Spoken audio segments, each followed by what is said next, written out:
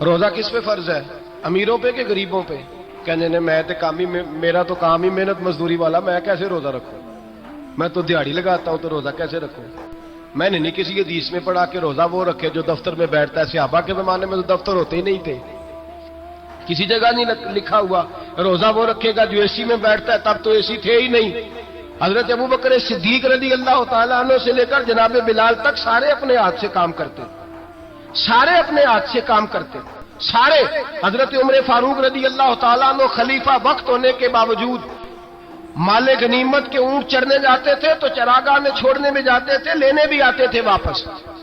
سارے لوگ اپنے ہاتھوں سے مشقت والے کام کرتے۔ حضرت بلال مزدوری کرتے، سلمان فارسی مزدوری کرتے، مقداد مزدوری کرتے، صحابہ مزدوریاں کرتے، روزے رکھتے۔ اور رمضان کے جانے کا وقت ہوتا تو در رسول پہ کھڑے ہو کے عرض کرتے محبوبہ دل نہیں بھرا، دل کرتا ہے کبھی رب سارا سال ہی روزے عطا کرے، سارا سال رمضان دے تو ہم سارا سال روزے رکھنے کو تیار ہیں۔ جذبہ تھا، طاقت تھی، ہمت تھی۔ آج نوجوان لڑکا ہے کہتا ہے مجھ سے بھوک برداشت نہیں ہوتی۔ میرے بھائی رب بیماری لا دینا، اللہ سے دعا مانگے اللہ شفائے عطا فرمائے، اور دعا کرے اللہ آزمائش سے محفوظ فرمائے۔ آپ یقین کریں میں نے لوگوں کو دیکھا ہے حلق سے قطرہ نہیں اترتا، خوراک کی نالی لگی ہوئی ہے، اعلیٰ غذائیں پکی ہوئی پڑی ہیں، عرش کا مالک کہتا ہے میں تیرے حلق سے گزرنے نہیں دوں گا، قانون بن گیا۔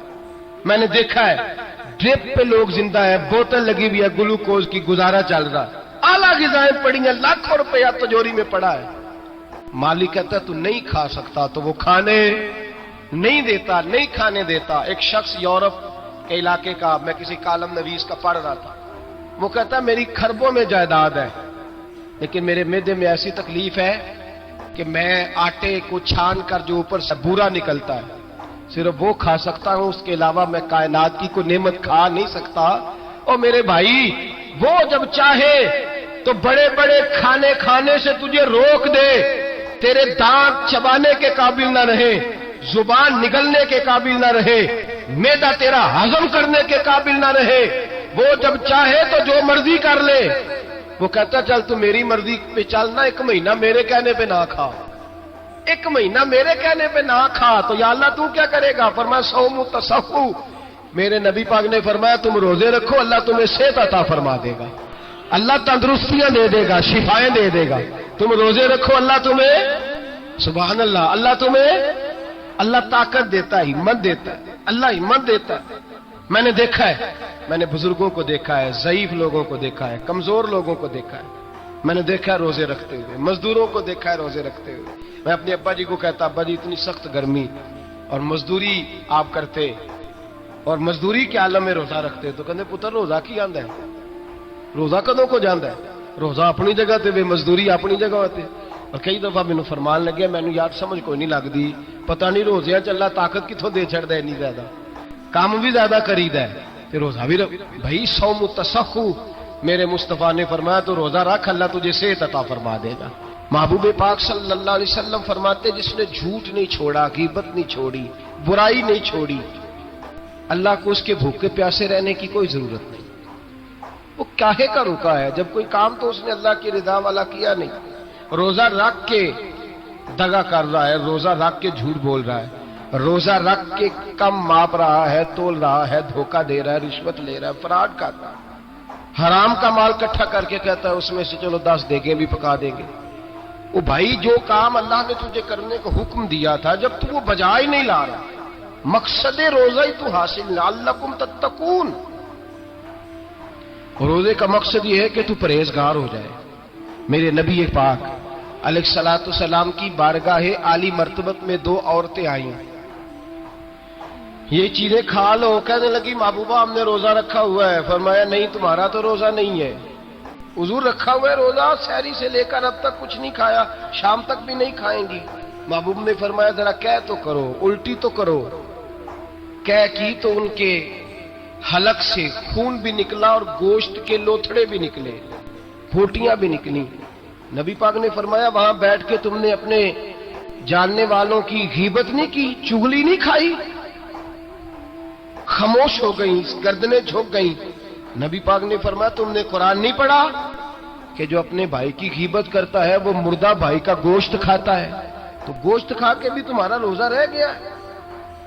کس طرح کا روزہ ہے کہ صاحب روزہ رکھ کے نہ رکھنے والوں پہ تنقید کر رہے ہیں؟ تراویاں پڑھ کے نکلے ہیں تو کہتے ہیں میں اکیلا ہی نیک ہوں، باقی تو محلے میں کوئی پڑھتا ہی نہیں۔ یہ کیسا تیرا روزہ ہے کہ تو روزہ رکھ کے تو اس کے مقصد کو نہیں سمجھا؟ لعلکم تتقون۔ روزہ دار تو وہ ہے کہ روزہ رکھا ہوا ہے، کھانے بھی سے رکا ہے، پینے سے بھی رکا ہے، عمل زوجیہ سے بھی رکا ہے، پھر وہ جھوٹ سے بھی رکے، غیبت سے بھی رکے، بدنگاہی سے بھی رکے، حرام خواری سے بھی رکے ساری چیزوں سے۔ یہ بتلائیے کہ روزے کی حالت میں اپنی بیوی کے پاس جانا منع ہے تو غیر محرم کو دیکھنا جائز ہے؟ ہمارے ٹی وی پہ میں نے پہلے بھی کہا تھا کہ ہم ٹھیکیدار اور ذمہ دار نہیں ہیں مذہب کے۔ یہاں ہمارے آنے سے پہلے بھی کوئی بیٹھا تھا، ہم مریں گے تو یہاں ہم سے بڑے بڑے نیک لوگ بیٹھیں گے، کوئی بندہ ذمہ دار نہیں ہے۔ بڑے بڑے کج کلا، صاحب جبہ و دستار، بڑے بڑے صاحب بصیرت، آئمہ، فقہاء، علماء، زعماء، نقبا، صوفیاء، اولیاء، غوث، کتب، ابدال، اوتاد، کتب الاقطاب، جانے کون کون آئے، علماء آئے، مفسرین آئے، محدثین آئے، گزر گئے۔ ہم تو خاک نشین لوگ ہیں، تھوڑا کام کرنے والے، تھوڑی صلاحیت رکھنے والے۔ لیکن بھائی اگر کرتے ہیں تو ایک کام کرتے ہیں، ساتھ دوسرا نہیں کرتے۔ یہ کس طرح کا دین سکھانے لوگ نکلے کہ شوال سے لے کر شعبان تک گانا سنایا جائے گا، شعبان سے لے کر شوال تک ناچ گانا کیا جائے گا، شوال سے لے کر شعبان تک دھما چوکڑی ہوگی، رمضان آئے گا تو حدیثیں سنائی جائیں گی، رمضان آئے گا تو لوگوں کو قرآن پڑھ کے سنایا جائے گا۔ یہ مذہب بانج نہیں ہے، ایک گویے مذہب سکھائیں گے، ایکٹر مذہب سکھائیں گے۔ یہ مذہب بانج نہیں ہے کہ ایک گلاس کے اندر پہلے شراب پی لو، پھر اسی گلاس میں رمضان آئے تو شہد بانٹنا شروع کر دو۔ یہ بانج نہیں، یہ میرے رسول اللہ کا مذہب ہے۔ اگر تمہیں شوق ہے دین سیکھنے سکھانے کا، یکم رمضان کو توبہ کرو اور کہو کہ ہم ٹی وی پہ بیٹھ کے حدیثیں سنائیں گے تو سارا سال سنائیں گے، اور جس زبان سے حدیث نکلے گی پھر اس سے کبھی گندا گانا نہیں نکلے گا، پھر کبھی ناچ گانا نہیں ہوگا۔ یہ کون سا مذہب ہے جو بیویاں سکھا رہی ہیں؟ یہ کون سا دین ہے جو عورتیں سکھا رہی ہیں؟ میرے رسول پاک صلی اللہ تعالی علیہ وآلہ وسلم کا وہ مذہب ہے کہ میرے اعلیٰ حضرت فاضل بریلوی رحمت اللہ علیہ نے فرمایا، مرد کے لیے جائز نہیں کہ وہ عورت کی زبان سے میلاد بھی سنے، نعت بھی سنے۔ مرد کے لیے جائز نہیں، مرد کو مرد سکھائے گا، عورت سکھائے گی تو عورتوں کو سکھائے گی۔ بے شک آپ سویرے فتویٰ دیجئے کہ چھوٹی سی مسجد میں بیٹھ کے، چھوٹے سے کونے میں بیٹھ کے چھوٹا سا مولوی، اور وہاں تو اتنے بڑے مفتی ٹی وی پہ بیٹھے ہوئے، وہ غلط ہے تو صحیح ہے کیسے ہو گئے؟ سنو، میرے نبی پاک علیہ الصلوۃ والسلام کے مذہب کا حسن یہ ہے کہ اسلام کہتا ہے ایک نظر بی بی کو دیکھا کسی نے غلطی سے تو معافی ہو جائے گی، دوسری نظر شہوت سے دیکھا تو حرام ہے اس کے لیے، وہ پاکستان کا مولوی ہو یا سعودی عرب کا شاہ ہو، کسی کے لیے عورتوں کے بیچ پھرنا اٹھنا بیٹھنا جائز ہے؟ میرے نبی پاک صلی اللہ تعالی علیہ وسلم نے فرمایا ہے میں عورتوں سے مصافحہ کرنے نہیں آیا، اور میرے نبی پاک صلی اللہ علیہ وسلم نے فرمایا ہے، حضور فرماتے لیکن نا کتا بالکل ناپاک نہیں ہوتا، کتے کا تھوک ناپاک ہوتا ہے، یا کتا گیلا ہو جائے تو ناپاک ہوتا ہے، لیکن خنزیر سارا ناپاک ہوتا ہے، کل ناپاک ہے خنزیر۔ نبی پاک نے فرمایا خنزیر بھی ہو اور گند میں لتھڑا ہوا بھی ہو، پیشاب میں لتھڑا ہوا ہو، گوبر میں لتھڑا ہوا ہو، پخانے اور فضلے میں لتھڑا ہوا خنزیر ہو، اس کا جسم تیرے ساتھ ٹکرا جائے تو اتنا برا نہیں جتنا غیر محرم عورت کا وجود تیرے ساتھ ٹکرا جائے تو برا ہے۔ اس حد تک میرے نبی پاک صلی اللہ اور گنبد کے معاملے میں فتویٰ دینے والے، یا رسول اللہ کہنے پر کفر کا فتویٰ دینے والے اور بڑی بڑی باتیں کرنے والے خاموش کیوں ہو گئے؟ یا ایھا الذین آمنوا لا تتخذوا اليہود والنصارى اولیاء، رب فرماتا ہے یہودیوں اور عیسائیوں کو دوست نہ بناؤ، یہ تمہارے دوست ہو سکتے، یہ تمہارے سجن ہو سکتے؟ جب عرش کا مالک کہہ رہا ہے سجن نہیں ہو سکتے تو دوستی کی بات کیسے بڑھا رہا ہے؟ یا رسول اللہ ہمارے سجن کون ہو سکتے ہیں؟ فرمایا تمہارا دوست وہ ہو سکتا ہے جو محمد عربی کا غلامی کرنے والا ہو، جو رسول اللہ کی نوکری کرنا وہ دوست ہوگا. دوسرا دوست ہو سکتا؟ کوئی ایکٹر مذہب نہیں سکھائے گا, کوئی گویہ مذہب نہیں سکھائے گا. حضرت جناب سیدنا جنید بغدادی, بغداد کے پیر سے کسی نے پوچھا تھا آج سے 1100-1200 سال پہلے, وہ تو زمانہ ویسے نیکی اور پرہیزگاری کا تھا, کہ بابا جی مرد اور عورت نیک ہو, بغیر پردے کے, بغیر حجاب کے, بغیر دیوار کے بیٹھ کر ایک دوسرے کو دین سکھا سکتے ہیں؟ حضرت صاحب بتائیے, مرد اور عورت نیک ہو تو بغیر پردے اور حجاب کے ایک دوسرے کو دین سکھا سکتے ہیں؟ تو حضرت جنید بغدادی فرمانے لگے سکھانے والا حسن بصری ہو اور سیکھنے والی رابعہ بصری ہو تو پھر بھی بغیر پردے کے بیٹھنے کی اجازت نہیں. تو مفتی صاحب کو اجازت کس نے دی؟ مولانا صاحب کو اجازت کس نے دی؟ بڑا وہ نہیں ہوتا جو ٹی وی پہ زیادہ آتا ہے, بڑا وہ ہوتا ہے جو رسول اللہ کے دین پہ عمل زیادہ کرتا ہے. حضرت عبداللہ ابن مسعود رضی اللہ تعالیٰ عنہ فرماتے زیادہ باتیں کرنے والا عالم نہیں ہوتا.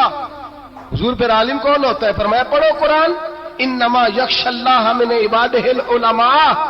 فرمایا بڑا عالم وہ ہوتا ہے جو اللہ سے زیادہ ڈرتا ہے. اس لیے کہ رب فرماتا ہے میرے بندوں میں سے جو عالم وہ ہیں جو اللہ سے زیادہ ڈرتے ہیں, خوف رکھتے ہیں. تو میرے بھائی رمضان المبارک میں بچنا ہے, پرہیز کا وقت ہے, تو کوئی شخص بھی کوئی شو نہ دیکھے, میری منت ہے آپ اللہ, کوئی شو نہ دیکھے. عورت کا تو پردہ ہے, تو ہمیں تو تماشے پہ لگا دیا گیا. عجیب قسم کے ایکٹر آ گئے اور وہ مذہب سکھا رہے ہیں. میری اپیل ہے آپ سے کہ سحری افطاری کے وقت ٹیلی ویژن بند رکھیں. کیا چیز کھول کے رکھیں؟ یا قرآن کھول کے رکھیں یا رسول اللہ کا فرمان کھول کے رکھیں. اللہ رسول کی طرف توجہ رکھیں, وہ سیکھنے سکھانے کا وقت ہے. چھوڑے گویوں سے دین سیکھا جائے گا. ہمیں کوئی شکوہ نہیں, یہ پکی توبہ کریں, سویرے آئیں آ کے دین سکھائیں. اور میں ان سے بھی اپیل کروں گا کہ آؤ دین سکھاؤ.